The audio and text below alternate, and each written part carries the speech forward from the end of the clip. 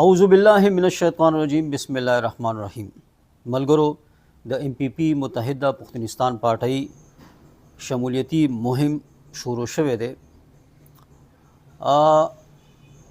ښکاره وایم او په دې ښکاره وینا کې زما ارادې هم ښکاره دي که څوک پې پوهیږي.